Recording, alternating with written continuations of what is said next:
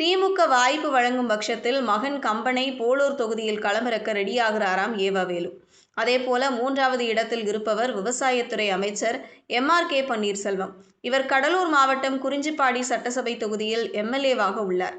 இவர் தனது மகன் கதிரவனை புவனகிரி அல்லது சிதம்பரம் தொகுதியில் களமிறக்க சீட் கேட்டுள்ளதாக கூறப்படுகிறது. அதேபோல 79 வயது நிரம்பிய வருவாய்த்துறை அமைச்சர் கே.எஸ்.எஸ்.ஆர். ராமச்சந்திரன் தனக்கு மட்டுமின்றி தனது குடும்பத்தினர் ஒருவருக்கும் சீட் கேட்டு வருகிறார். கே.எஸ்.எஸ்.ஆர். ராமச்சந்திரன் தற்போது அருப்புக்கோட்டை சட்டசபை தொகுதி எம்.எல்.ஏ.வாக உள்ள நிலையில் தனது மகன் ரமேஷுக்கு சாத்தூர் தொகுதியில் போட்டியிட வாய்ப்பு கோரி வருகிறார்.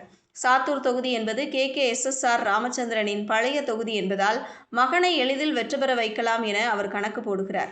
ராணிப்பேட்டை எம்.எல்.ஏ.வாகவும் அமைச்சராகவும் இருக்கும் காந்தி தனது மகன் வினோத்துக்கு சீட் கோரி வருகிறார். அதேபோல சட்டத்துறை அமைச்சர் ரகுபதியும் தனது மகன் டாக்டர் அண்ணாமலைக்கு வாய்ப்பு கோரி வருகிறாராம். ரகுபதி தற்போது புதுக்கோட்டை மாவட்டம் திருமயம் எம்.எல்.ஏ.வாக உள்ளார்.